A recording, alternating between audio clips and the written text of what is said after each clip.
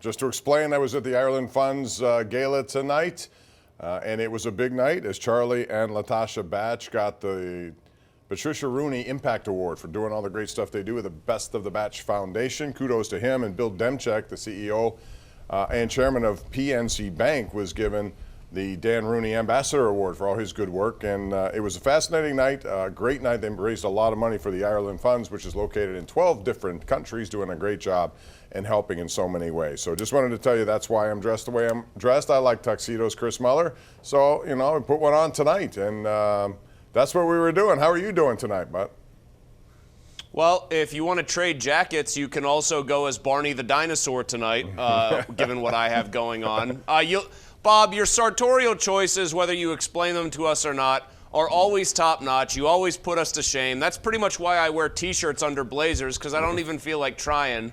But I'm glad you were there for a good cause, and everything you said there is very laudable, very noble work. Yeah, they really do a great job. The Batches in particular, with what they do with helping so many underprivileged kids throughout that area, is fascinating. So kudos to him, and I'm glad that he's my broadcast partner during the preseason games that we do together. In the meantime, you can hit us up here at 412-575-2600.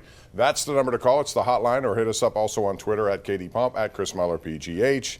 So it begins tomorrow. We have March Madness. I filled out about 5 brackets. I normally don't do this, but now I don't know what to think because there's so many evenly matched teams. You said last night, you piqued my interest in this 11-6 matchup, 15-13 in favor of 11s. Well, if you look at the 5-12s, I mean, there are some numbers that are very similar, if not better, in that department. So I don't know what to do anymore, Chris. Everything's evenly matched. There's so many good, talented players all around. I'll just tell you that I have Tennessee winning it all. Does that strike you as unusual? Connect or Necht, I think I might have messed his name Dalton up the second Connect. attempt He's been there. connecting all day. Yeah. I love that guy. I know. I thought it was a hard K in front of that. I've watched enough of their games. I don't know why I wasn't sure of myself here. He's very, very good. But and listen, I'm certainly not going to criticize you for picking a team outside the one line, but I do think that there is a clear best team in the country. Let me guess, you're going to say UConn. No. Well, yeah, it happens to be the team that won it last year. Exactly. I think they are better than everybody else. I wouldn't say head and shoulders, but I think they are clearly better. Kansas is wounded right now. You mentioned my 11-6 thing. The 5-12, if you look at the winning percentages, you can pretty much bank on there being at least one 5 seed that goes down every year. I know there was a stretch where it felt like it happened every year, but it is kind of a mess of a tournament to try to pick outside of maybe picking a good Final Four. I've seen people say that they're going to, stick Michigan State in their Final Four. Please, no. No. And by the way, tell me if you think this is psycho behavior, okay? So my lovely wife Alex happens to be off tomorrow, so it won't be a complete madhouse in the morning. I have not yet filled out one single bracket, and I plan on doing so in the 3 hours I'm up tomorrow or 4 hours I'm up tomorrow before the games start. Here's another thing I do, and people can feel free to call me and rip me for this on this show right now. You might fill out different brackets, Bob. You might try to maximize your chances of winning.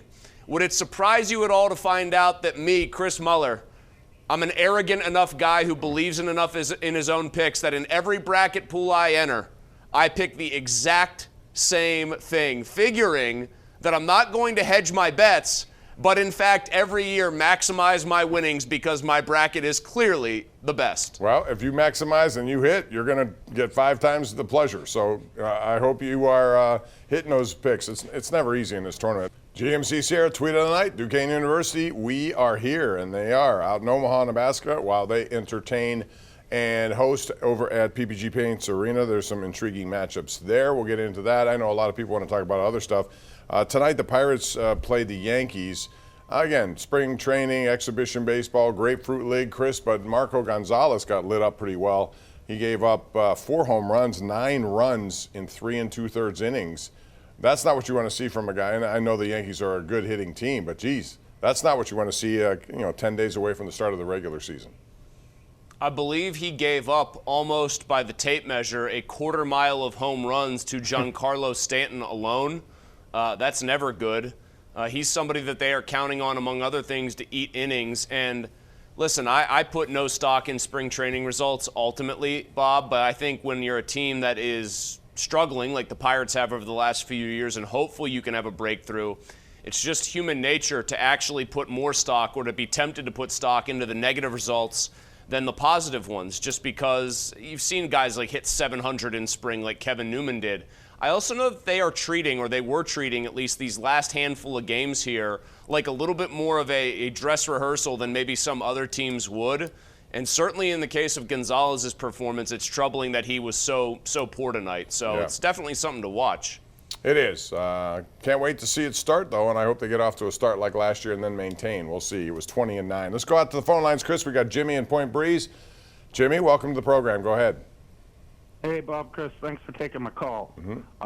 So the Pirates' biggest need right now is still obviously starting pitching. The lineup's looking at like it might be decent.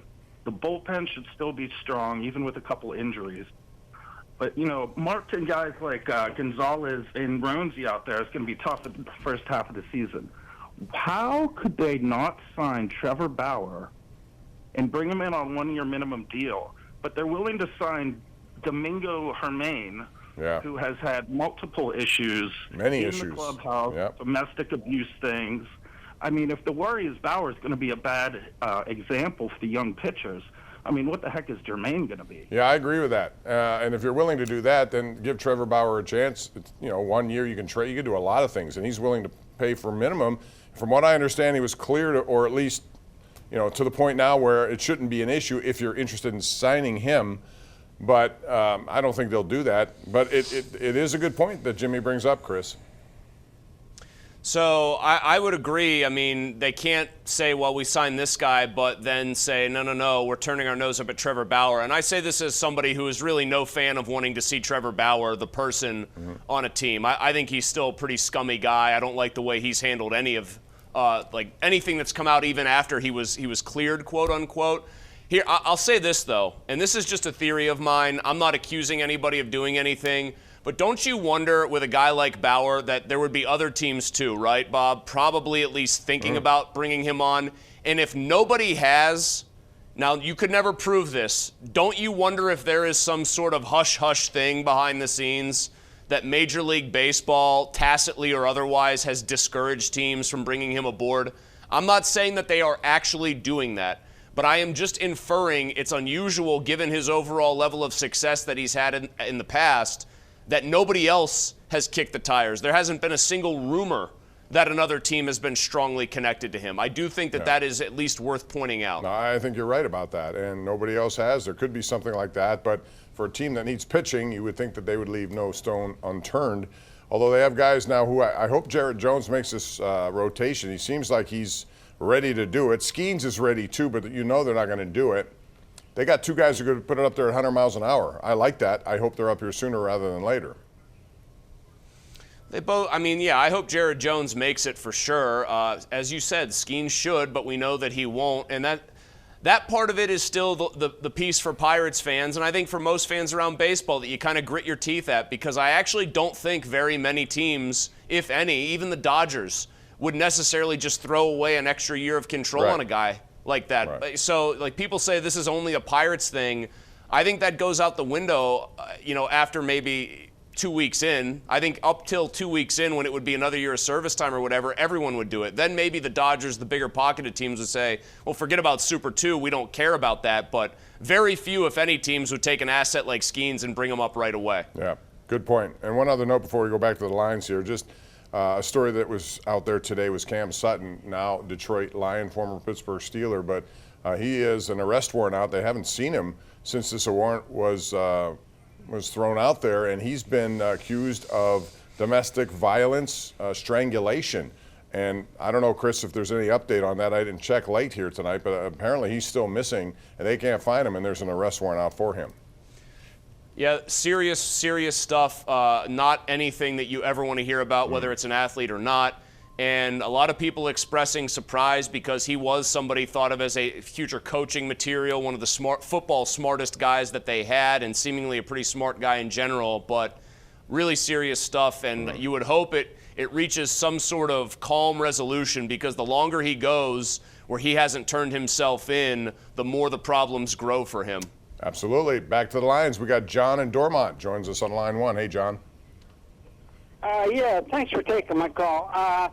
It's come up in the past, and I try to keep up with all the sports, but I haven't heard anything on the Steelers, who normally go to camp with 4 quarterbacks, what they're going to do to fill that gap.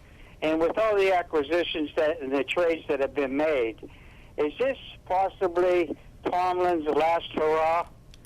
I don't think so. I think they made it clear they're going to extend him. At least that's what I heard back in February. I do think you're going to have 4 quarterbacks. One of them will be a draft pick, and they'll bring somebody else in. So that won't change. There was an interesting, again, I don't know what to make of half of the stuff that you hear sometimes, but this came from Adam Schefter. I know you guys probably talked about it because I saw it and I couldn't believe what I had seen, that he says some NFL people believe that Russell Wilson potentially could be released if he doesn't do well in training camp. But my question, Chris, is what's he going to have to do in training camp? I mean, it's training camp, and I don't expect him to play a lot in the preseason, do you? How do you gauge where he is based on that? I think he's going to play a bit, but yeah, I don't think a lot. And Adam Schefter has over 10 million followers, Bob. He's probably gained more in the time it's taken me to say this sentence than I've gained in the last several months. But he doesn't have a 100% hit rate. I just think that what he's reporting is wrong, or those people around the league telling him that, their inference is wrong. I think Russell Wilson actually has a much better chance in training camp to look sharp and look good than Justin Fields. Justin Fields is always going to have the eye-popping athletic ability and the advantage over Wilson in that regard, but I think Wilson's going to look more polished early on. I think he's going to pick up the offense quicker. And I think when you see Justin Fields, if you see him during the regular season, unless Wilson's terrible, it's going to be in specialized packages to try to take advantage of his legs and kind of the unpredictability that they confer. Which I would do. I'd make sure there's a package for him. He's too talented not to. Let's go to Ben in Indiana. Hey, Ben, what's up? Hey there, how you doing? Longtime fan of the show and longtime Pittsburgh fan. Live in Connecticut now, and I hear, all this stuff about Tom Brady. But I really feel like one of the best picks for a quarterback, maybe second to Tom Brady, was Ben Roethlisberger. And do you think that the Steelers really need to have that pick? I don't think that Russell Wilson and Justin Fields are the long-term solution. Do they need to pick a high draft pick I don't think they're going to be high enough, Ben, to pick what they would want in this draft unless they make a deal to move up. That's not to say that somebody can't do it in the second or third round. We've seen examples of that, although I think it's a little bit more tenuous that way. But I think this is going to be fascinating, Chris. This is going to be one of the most anticipated training camps ever, just because you're going to see 2 different kind of guys. Well, similar. One's older, one's younger. But I want to see these preseason games. And every year people tell me, it's preseason. And I know we came to a different conclusion because of last preseason. But you do want to see them for the first time in game situations, and that'll be it. Yeah, it's going to be exciting. To the caller's point, do you need to get a high draft pick? Fields was what, the 11th pick, I think, in his draft? I mean, that's the same pick Roethlisberger was. The athletic profile is there. The question with Fields is, can you actually make it all click at once and have him be able to win more from the pocket? If he does, then you probably have a borderline superstar level player, talent-wise at least, on your roster. Yeah, no question about that. And then you worry about money down the road and what you have to do to pay him. But that's okay. They want to do something like that. And you hope that something works here. If not, then they're going to have to go back to the drawing board. So it'll be fascinating. We'll take a break, come back with more right here on KDKA Plus and 93.7 The Fan. This is the Ireland Contracting Nightly Sports Call.